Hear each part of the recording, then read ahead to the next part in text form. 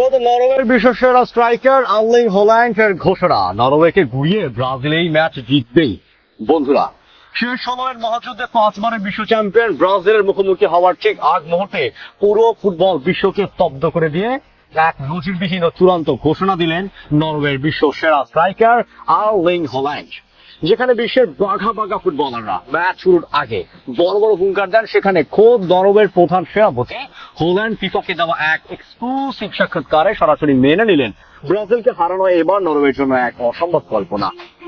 তিনি সাফ জানিয়ে দিলেন সেলেসাওদের বিরুদ্ধে নরওয়ের জেতার সম্ভাবনা একেবারেই কম, কিন্তু যে নরওয়ে ফুটবল ইতিহাসের একমাত্র দল যাদের বিরুদ্ধে আজ পর্যন্ত জিততে পারেনি ব্রাজিল, সেই দলের প্রধান তারকাই কেন ম্যাচ শুরুর আগে এভাবে আত্মসমর্পণ করলেন?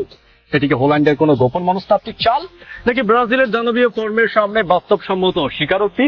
আজ আমরা হল্যান্ডের সেই বিস্ফোরক সাক্ষাৎকার এবং মাঠের শক্তির এক চুলচেরা ও শক্তিশালী বিশ্লেষণ করব। ভিডিওটি শেষ পর্যন্ত দেখুন, কারণ আজ শেষ 16 এর সবচেয়ে বড় থ্রিলার উন্মোচিত হতে যাচ্ছে। তাহলে দেখতে থাকুন। চলুন প্রথমে মাঠের ভেতরের আবহটা ঠান্ডা মাথায় বুঝে নেওয়া যাক। বিশ্বকাপের দ্বিতীয় পর্বে আইভরি কোস্টকে 2-1 গোলে হারিয়ে দীর্ঘ 28 বছর পর বিশ্বকাপের শেষ 16তে নিজেদের জায়গা নিশ্চিত করেছে নরওয়ে। এই ঐতিহাসিক জয়ের পর ডালাস স্টেডিয়ামে উচ্ছ্বাসে মেতে ওঠেন নরওয়ের সমর্থকরা। ম্যাচ শেষে মাঠের মাঝখানেই এক অভাবনীয় দৃশ্যের অবতারণা হয়। অধিনায়ক ও মাঝমাঠের ক্রিয়েটিভ মগজ মার্টিন ওডেগার্ডের ড্রামের তালে পুরো দল মাটিতে বসে তাদের ঐতিহ্যবাহী ড্রাইভিং রোয়িং বা বৈধ বাইবার প্রতিটি ভঙ্গিতে আনন্দ ভাগাভাগি করেন। নিজ দেশের মানুষের এই ঐতিহাসিক জোয়ার নিয়ে হল্যান্ড বলেন, নরওয়ের মানুষ এখন দারুণ উচ্ছ্বসিত। জাতীয় দলকে ঘিরে পুরো দেশের ঐক্য আমাদের পারফরমেন্সকে ইতিবাচক প্রভাব ফেলে। যৌক্তিক ও পরিসংখ্যানগত ব্যাখ্যায় বলতে গেলে ইতিহাস কিন্তু পুরোপুরি নরওয়ের পক্ষেই কথা বলছে।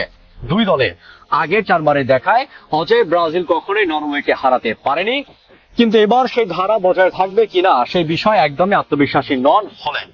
ফিফাকে দেওয়া এক সাক্ষাৎকারে যখন তাকে সরাসরি জিজ্ঞেস করা হয় ব্রাজিলের বিপক্ষে নরওয়ের সম্ভাবনা কতটুকু, ম্যানচেস্টার সিটির এই গোল মেশিন কোনো লুকোছাপা না করে এক শব্দের সংক্ষিপ্ত উত্তর দেন, সম্ভাবনা খুবই কম।